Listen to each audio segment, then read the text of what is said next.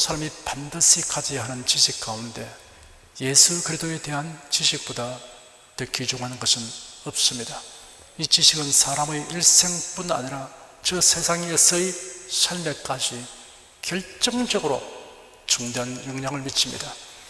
예수님에 대한 지식은 예수님의 초림과 재림에 결부되어 있습니다. 예수님의 초림과 재림이라는 말은 그리스도 예수께서 이 세상에 두 번 오시게 되는 것을 가리키는 말입니다.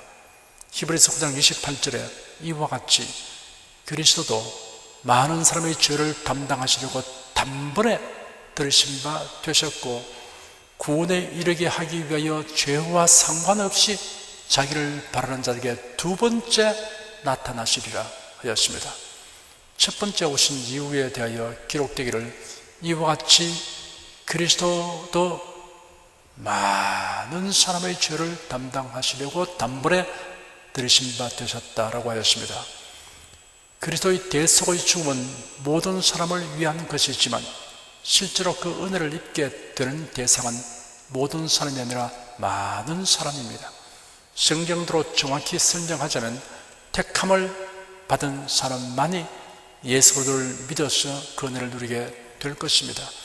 두 번째 오시는 이유는 죄인의 죄를 대속하기 위한 것이 아닙니다. 대속하신 일은 한 번으로서 영원히 완전한 효력을 가집니다. 그리스도의 재림은 신자들에게 구원에 포함된 모든 것을 완전하게 누리게 하기 위한 것입니다. 부활과 상급과 새 예루살렘에서 영원히 사는 것이 모두 구원에 포함된 것입니다. 참된 그리스도인은 두 번째 나타나시는 그리스도를 간절한 마음으로 고대합니다. 예수님의 재림에 관하여 기록된 말씀들을 자세히 살펴보면 재림은 두 단계로 나누어져 있습니다. 대환란 전에 성도를 데리러 오시는 재림과 그로부터 7년 후에 이 세상을 직접 심판하시기 위해 오시는 재림입니다. 오늘은 예수께서 재림하실 때 있게 될 실제 상황에 관하여 살펴보겠습니다. 오늘 본문의 40절과 41절에 이렇게 기록되어 있습니다. 그때 두 사람이 밭에 있으며 하나는 데려감을 당하고 하나는 버려둠을 당할 것이요 두 여자가 매를 갈고 있으며 하나는 데려감을 당하고 하나는 버려둠을 당할 것이니라. 예수께서 재림하실 때 성도들을 데려가신 이유는 환난을 면하게 하기 위해서입니다. 예수님의 재림에 관련하여 노아의 때와 같고 롯의 때와 같을 것이라고 하였습니다. 노아의 8식구가 모두 방전에 들어간 후에 홍수 심판이 임하였습니다. 롯의 가족이 모두 소돔성을 나간 후에 불과 기왕이 하늘에서 쏟아지는 심판이 임하였습니다. 하나님께서는 구원하실 자를 피신시킨 후에 죄인들을 심판하셨습니다. 예수께서 말씀하시기를 너희는 스스로 조심하라. 그렇지 않으면 방탕함과 술취함과 생활의 염려로 마음이 둔하여지고 뜻밖의 그날이 뜻과 같이 내게 임하리라. 이 날은 온 지구상에 거하는 모든 사람에게 임하리라. 이러므로 너희는 장차 올 이 모든 일을 능히 피하고 인자 앞에 서도록 항상 기도하며 깨어 있으라 하시니라 하였습니다. 장차 올 일이란 예수님의 재림 후에 임할 대환난을 의미합니다. 대환난을 어떻게 통과할 것인가를 가르치지 않았습니다. 능히 피하고 주님 앞에 서도록 하라고 말씀하셨습니다. 예수께서 재림하실 때 데려감을 당하는 실제 상황이 데살로니가전서 4장에 자세히 묘사되어 있습니다. 13절을 보면 형제들아 자는 자들에 관하여는 너희가 알지 못함을 우리가 원치 아니하노니 이는 소망 없는 다른 이와 같이 슬퍼하지 않게 하려 함이라 하였습니다. 죽은 자들을 가리켜 자는 자들이라고 형용했습니다. 불신자들은 죽음을 미화하여 묘비에 이곳에 잠들었다라고 새깁니다. 하지만 그리스도인은 부활의 날 다시 살아나기 때문에 잠들었다라고 말합니다. 불신자들은 죽음이 소망의 무덤이 되기 때문에 절망하여 슬퍼합니다. 그리스도인도 사랑하는 사람의 죽음을 두고 슬퍼하지만 소망 없는 불신자와 같은 슬픔이 아닙니다. 14절을 보면 우리가 예수의 죽었다가 다시 사슴을 믿을진데 이와 같이 예수 안에서 자는 자들도 하나님이 저와 함께 데리고 오시리라 하였습니다. 그리스도인의 죽음은 죽은 몸이 어떤 상태로 존재하든 문제될 것 없습니다. 매장되어 흙이 되어 있든지 화장하여 유골이 납골당에 안치되었던 어느 곳에 뿌려졌든 혹은 짐승에게 먹혔다고 하더라도 다시 일어나게 될 것입니다. 15절에서 17절까지 기록되기를 우리가 주의 말씀으로 너희에게 이것을 말하노니 주 강림하실 때까지 우리 살아남아있는 자도 자는 자보다 결단코 앞서지 못하리라.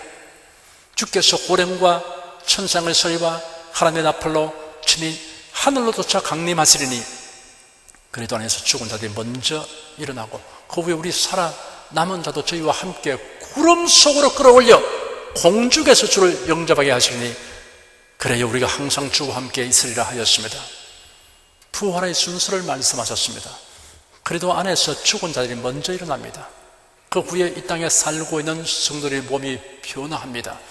그리고 함께 구름 속으로 끌어올려 공중에서 주님을 영접하게 됩니다. 그래야 항상 주님과 함께 있게 됩니다. 들림받는 성도의 몸의 상태에 관하여 고린도전서 15장에 이렇게 게시되어 있습니다. 죽은 자의 부활도 이와 같으니 썩을 것으로 심고 썩지 않을 것으로 다시 살며 욕된 것으로 심고 영광스러운 것으로 다시 살며 약한 것으로 심고 강한 것으로 다시 살며 육의 몸으로 심고 신령한 몸으로 다시 사나니 육의 몸이 있은 적도 신령한 몸이 있느니라. 보라 내가 너에게 비밀을 말하노니 우리가 다 잠잘 것이 아니요 마지막 나팔에 순식간에 흐르니 다 변화하리니 나팔 소리가 나며 죽은 자들이 썩지 않을 것으로 다시 살고 우리도 변화하리라. 이 썩을 것이 불갑을 썩지 아니할 것을 입겠고 이 죽을 것이 죽지 아니함을 입으리로다. 부활한 몸은 썩지 아니할 것, 영광스러운 것, 강한 것, 신령한 몸이라고 했습니다. 예수님이 재림하시는 그때 지상에 살고 있는 사람들은 들림받는 사람과 들림받지 못하는 사람, 데려감을 당하는 사람과 버려둠을 당하는 사람으로 구분될 것입니다. 데려감을 당한다, 구름 속으로 끌어올리신다 라는 말씀은 예수께서 재림하셔서 성도들이 대환난을 겪지 않도록 피하게 하시는 방법을 나타냅니다.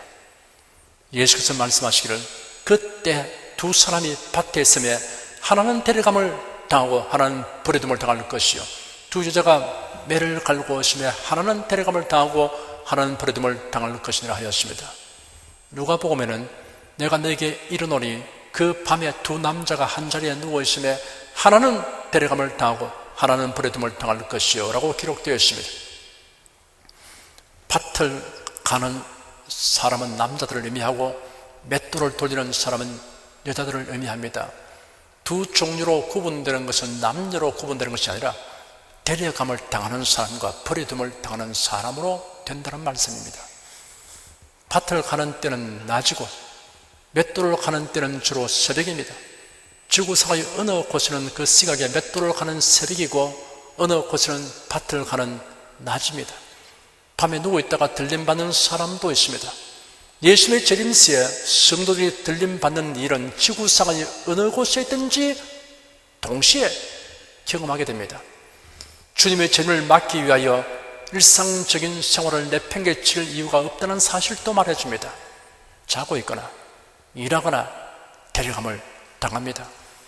매우 중요한 사실은 예수께서 재림하실 때 데려감을 당하는 성도, 들림받는 성도가 되어야 한다는 것입니다.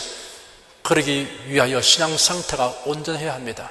여기에 관하여 본문의 42절에서 44절까지에 이렇게 기록되어 있습니다. 그러므로 깨어있으라. 어느 날에 너희 주가 임하는지 너희가 알지 못함이니라. 너희도 아는 바니 만일 집 주인이 도적이 어느 경점에 올 줄을 알았다면 깨어있어 그 집을 뚫지 못하게 하였으리라.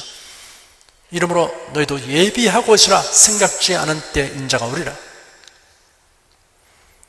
도적이 언제 올 것이라는 것을 미리 알리고 온다면 미리 대비할 것입니다. 그러나 예기치 못한 때가 오기 때문에 무방비 상태로 있으면 도적을 막을 수 없게 됩니다. 만약을 생각하고 철저하게 대비하면 도적을 당하지 않게 됩니다. 예수님의 재림을 대비하는 자세도 철저해야 한다는 것을 알리기 위하여 이런 비유로 말씀하신 것입니다. 예수께서 언제 재림하실지 모르기 때문에 언제나 거룩한 긴장감을 가지고 대비해야 됩니다. 예수들의 재림을 기쁘게 맞이하기 위하여 어떤 태도로 살아야 할 것인가를 말씀해 드리겠습니다. 첫째, 근신하여 기도해야 합니다.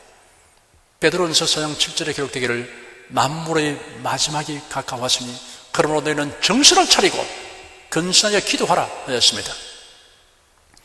예수께서 마지막 만찬 후에 제자들을 데리고 겟세마네 동산으로 가셨습니다. 예수님은 제자들에게 곧 다가올 일에 대하여 예고하셨습니다.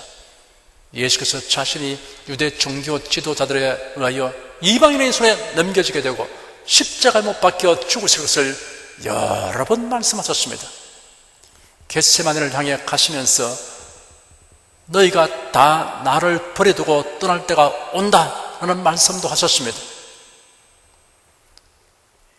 이렇게 말씀을 들었으면 제자들이 경각심을 가져야 될 것입니다. 긴장감을 늦추지 말아야 될 것입니다. 어떤 일이 닥쳐올 때 거기에 대해서 대비하도록 마음에 예비가 되어 있어야 할 것입니다. 겟세마네 동산에 도착하여 제자들에게 당부하시기를 시험에 들지 않기를 기도하라 하였습니다. 예수는 제자들에게서 돌 던질 만한 거리에 따로 가셔서 기도했습니다. 얼마 지나서 제자들에게 와보니 자고 있었습니다. 어찌하여 자느냐? 시험에 들지 않게 일어나 기도하라 하셨습니다. 두 번째 나가 기도하신 후 다시 오셔서 보니 여전히 제자들은 자고 있었습니다. 시험에 들지 않게 깨어있어 기도하라 하셨습니다. 예수께서 세 번째 나가 기도하신 후 제자들에게 와서 이제는 자고 쉬라. 보라 때가 가까웠으니 인자가 죄인의 손에 넘겨지게 된다라고 말씀하셨습니다. 대제사장들이 예수님을 체포하려고 보낸 무리들이 가룟 유다의 안내를 받고 예수님으로 다가왔습니다. 그들이 예수님을 체포하는 것을 보고 제자들은 다 도망하였습니다. 환난과 유혹과 시험을 물리치고 굳건한 믿음을 견지하려면 기도해야 합니다. 우리의 심령은 기도함으로 강건하여지고 담대하게 되는 것입니다. 둘째, 모이기를 힘써야 합니다. 히브리서 10장 25절에 기록되기를 모이기를 피하는 어떤 사람들의 습관과 같이 하지 말고 오직 권하여 그 날이 가까움을 볼수록 더욱 그리하자 하였습니다. 예배와 봉사와 성도의 교제를 위한 모임에 열심히 참여하도록 서로 권해야 합니다. 예배에 한두 번 빠지기 시작하면 어느덧 습관이 되어버립니다. 습관으로 굳어지지 않도록 피차 권해야 합니다. 구역에 편성되지 아니하면 자유롭고 편안하고 생각하겠지만 신앙생활에 결코 유익하지 않습니다. 신앙생활은 기복이 생기기 마련입니다. 나태해질 때 찾아와서 열심을 내도록 구원해주는 구역장이 필요합니다. 구역 성도가 필요합니다. 그 날이 가까움을 볼수록 더욱 그리하자 하였습니다. 그 날이란 예수님의 재림의 날입니다. 종말의 때가 가까울수록 신자들이 모임을 등한히 하게 되는 상태가 되기 쉽다는 의미가 내포되어 있습니다. 교통, 통신을 들어하여 다양한 방면에 발달한 세상을 즐기게 되는 기회를 많이 정하여 교회로 가는 발걸음을 다른 곳으로 향하게 합니다. 이러한 활동과 즐거움을 위하여 더 많은 돈이 필요합니다. 더 많은 수익을 얻기 위해 일에 매이게 됩니다. 결국 예배와 전도와 봉사를 위해 모이는 일을 소홀히 여기게 되고 맙니다. 풍요한 생활이 되기를 기도하던 사람이 넉넉하게 되니 교회에서 멀어지고 드디어 하나님을 등지게 되어버립니다. 이스라엘 자손들은 애굽에서 노예 생활할 때는 자유를 얻게 하여달라고 부르짖었습니다.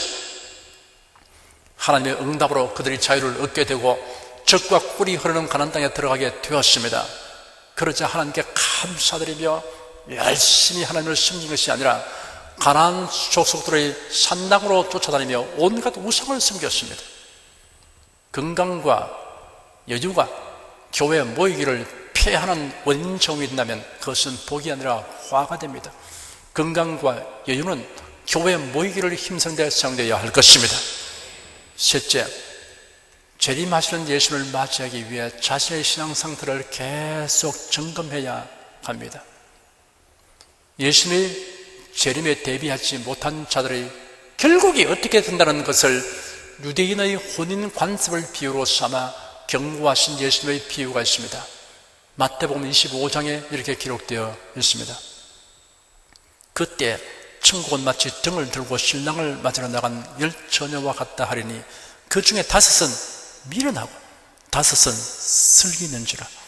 미련한 자들은 등을 가지되 기름을 가지지 아니하고 슬기는 자들은 그릇에 기름을 담아 등과 함께 가져갔더니 신랑이 드디어 오므로 다 졸며 잠세. 밤중에 소리가 나되 보라 신랑이로다 맞으러 나오라 하매 이에 그 처녀들이 다 일어나 등을 준비할세.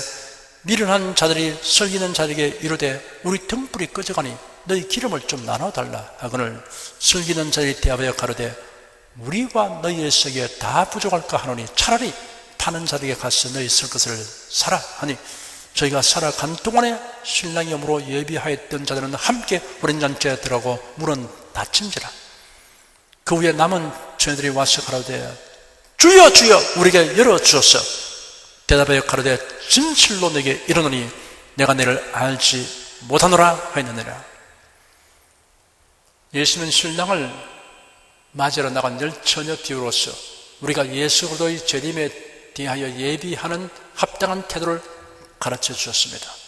이 이야기는 예수님 당시의 유대 사회의 혼인 관습을 알면 이해하기가 쉬워집니다. 어느 사회에서도 그러하지만 특히 유대 사회에서의 결혼잔치는 대단한 경사였습니다.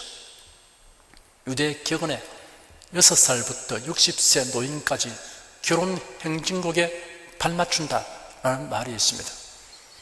랍비들은 결혼잔치의 기쁨에 참여하기 위해서는 율법 연구까지 제쳐두어도 좋다고 했습니다. 결혼식이 끝난 신랑과 신부는 신혼여행을 떠나지 않고 집에 그대로 일주일가량 머물러 있으면서 집을 개방합니다. 그들은 왕자와 왕후의 칭호를 받고 또 대우를 받았습니다. 이때가 그들 생에서 가장 즐거운 때였습니다. 일주일 동안의 축제는 그들이 선택한 친구들이 참석했습니다. 신랑은 그의 친구들을 대동하고 신부의 집으로 갑니다. 신부의 친구들이 신랑 일행을 맞이하기 위해 멀리 나와서 기다립니다. 알렉산더 핀들레이 박사는 팔레스틴에서 결혼식이 진행되는 것을 그가 직접 보고 들은 대로 이렇게 이야기했습니다. 우리가 갈릴리 말 근처까지 갔을 때 나는 우리 차 앞에서 화려한 복장을 한 10명의 처녀들이 일종의 악기 같은 것들을 연주하면서 춤을 추며 지나가는 광경을 보았습니다. 나는 그들이 무엇을 하는 것인지 물었습니다. 통역자가 말하기를 신부 친구들이 신랑이 올 때까지 대기하고 있는 것이라고 했습니다. 나는 결혼잔치 광경을 볼 수 있느냐고 질문했습니다. 그러나 그는 손을 흔들면서 간단히 대답했습니다. 결혼잔치가 오늘 저녁이 될지 내일 저녁이 될지 혹은 그 주일 이내에 언제가 될지 아무도 확실하게 모릅니다. 그리고 그는 계속하여 말하기를 팔레스틴 중상층의 결혼식에서의 중요한 한 가지 특징은 신부 측의 방심한 틈을 타서 신부 집으로 행하는 것이라고 말했습니다. 신랑은 예기치 않은 때 오는데 때로는 밤중에 올 때도 있다고 하였습니다. 알렉산더 핀들레이 박사가 직접 보고 들은 이야기처럼 신랑이 언제 올지 모릅니다. 밤중에 오게 되면 등불을 켜고 맞이해야 합니다. 예상보다 늦게 오면 기름을 따로 준비하지 아니한 등불은 꺼져버립니다. 등불을 켠 자만 신랑을 맞이할 수 있게 합니다. 신랑이 와서 일단 문이 닫혀지게 되면 후에 오는 사람에게는 참여할 기회를 주지 않습니다. 미련한 처녀들이 참석하지 못하게 되는 것은 그들이 기름을 예비하지 못했기 때문입니다. 신랑을 맞이하러 나간 열처녀들의 처음의 상태는 서로 차이가 없었습니다. 그런데 그들의 예상보다 신랑이 드디어 왔기 때문에 슬기로운 처녀와 미련한 처녀의 차이가 분명하게 드러났습니다. 이 비유에서 신랑은 예수들을 의미하고 열처녀는 교인들을 의미합니다. 등은 겉으로 드러난 보이는 외형적인 생활을 의미합니다. 기름은 확고부동한 구속신앙을 의미합니다. 교직에 등록은 하였지만 신앙생활은 적당히 하는 것이 좋다고 생각하는 교인이 있습니다. 여러 종교 중에 기독교라는 종교를 선호하여 교회에 다니는 교인이 있습니다. 이런 사람은 마음과 뜻과 성품과 목숨을 다하여 예수를 믿는 사람을 광신자로 여깁니다. 저렇게 지나치게 믿을 필요가 있는가라고 판단합니다. 이러한 교회는 기름이 없고 덕만 가진 신자입니다. 예수님의 제자들은 예수도의 재림이 그들의 시대에 올 것처럼 긴박하고 간절한 심정으로 열망하였습니다. 바울 사도는 말하기를 형제들아 때와 시기에 고난이는 너에게 쓸 것이 없으면 죽어의 날이 밤에 도적같이 이를 줄을 너희 자신이 자세히 알미라. 저희가 평안하다 안전하다 할 그때 잉태된 여자에게 해산 고통이 이름과 같이 멸망이 호련히 저에게 이르느니 결단코 피하지 못하리라 하였습니다. 로마서 13장 11절에 기록되기를 또한 너희가 이 시기를 알거니와 자다가 깰 때가 벌써 되었으니 이는 이제 우리의 구원이 처음 믿을 때보다 가까웠음이라 하였습니다. 사도들 시대보다는 주님의 재림에 훨씬 더 가까운 시점에 우리가 살고 있습니다. 성경에 예언된 예수의 재림의 징조들이 거의 다 이루어졌습니다. 이제는 예수님 오시는 일만 남아있다고 해도 고안이 아닌 시대에 우리가 살고 있습니다. 예수의 재림에 대하여 어떻게 이해하고 있으며 어떻게 예비하고 있는가 알아보면 그 사람의 영적 상태를 진단할 수 있습니다. 저를 따라 말해 보십시오. 예수의 재림에 대하여 성경에 기록된 그대로 나는 믿습니다. 나는 예수의 재림이 오늘 있을지도 모른다는 기대감을 가지고 살아갑니다. 나는 예수께서 언제 재림하실지라도 항상 기쁘게 맞이할 수 있도록 한결같이 영적으로 각성한 상태로 살아갑니다. 여러분 모두가 진심에서 이런 고백을 하는 성도가 되시기를 축원합니다. 기도하겠습니다. 우리는 5주간에 걸쳐서 예수님의 재림에 관한 말씀을 상고했습니다. 성경에 이토록 방대한 페이지가 할애되어 예수님의 재림에 관한 말씀이 기록된 것을 저희들이 살펴보면서 감탄하고 또 믿음의 놀라운 진보를 얻게 된 것을 감사합니다.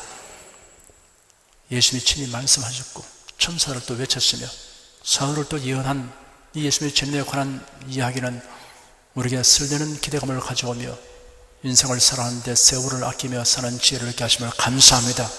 기도에 힘쓰며 모이기를 힘쓰며 주일에 힘쓰며 살도록 하여 주니 감사합니다.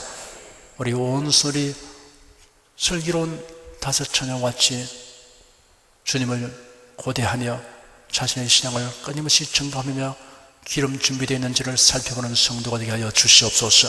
예수 그리스도로 기도드립니다. 아멘.